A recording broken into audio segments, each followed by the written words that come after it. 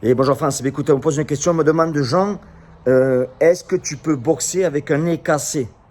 Alors, il y a des choses à faire, il faut pas confondre avec le nez, la fracture du nez et au niveau pas du cartilage. Il y en a beaucoup, ils pensent, ah il m'a cassé le nez, il m'a cassé le nez. Non, si on te casse le nez, en général, on te casse le nez, tu vas saigner. Et dans un combat de boxe, s'il y a une bonne fracture du nez, si c'est vraiment ça pisse du sang, etc., l'arbitre va arrêter le combat pour la simple raison, c'est que quand tu saignes du nez, tu as le sang qui va rentrer à l'intérieur aussi, ça va l'empêcher de respirer, et donc ça commence à devenir dangereux pour un boxeur. Donc avoir le nez dépassé, c'est une chose, mais avoir le nez cassé, c'est différent.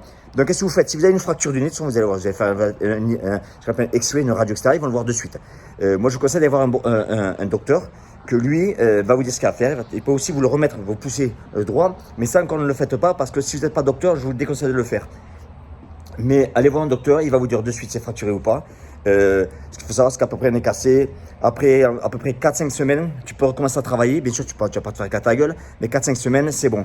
Maintenant, tu peux aussi, quand tu as pris un bon pet dans le nez qui est déplacé un peu, tu peux avoir des hématomes au niveau des yeux, tu peux avoir les yeux qui vont gonfler, etc. Tout ce qui est autour là, ça va devenir bleu ou noir.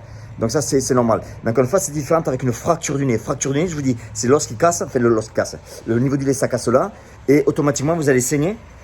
C'est classique, 9 sur 10 ils vont saigner, et quand ça saigne ça veut dire que là c'est pas bon. Maintenant ne confondez pas le saigner, c'est-à-dire qu'il y en a, ils prennent des coups de poing dans la tête, au visage, ils ont au niveau du nez c'est très sensible, ils saignent rapidement, ça c'est pas un signe de fracture, mais si vous avez le nez en vrac et que ça saigne, eh bien là c'est fracture du nez, voilà.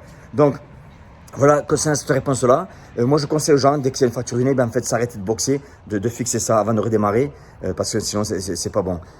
Dernière chose, donc là ce que je vais faire, c'est que je vous invite, comme je fais d'habitude, à m'inscrire sur la chaîne YouTube. Et quand vous allez m'inscrire sur la chaîne YouTube, la vidéo de la semaine, je vais avoir Omar Benamar, qui est l'entraîneur qui a formé Danny Bill. Il a formé beaucoup de champions, mais Danny Bill, c'est la légende. Il sera là, et dans la vidéo de la semaine, tout simplement, il va vous montrer une technique.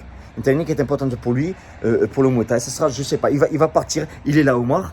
Et donc, donc il fera une technique.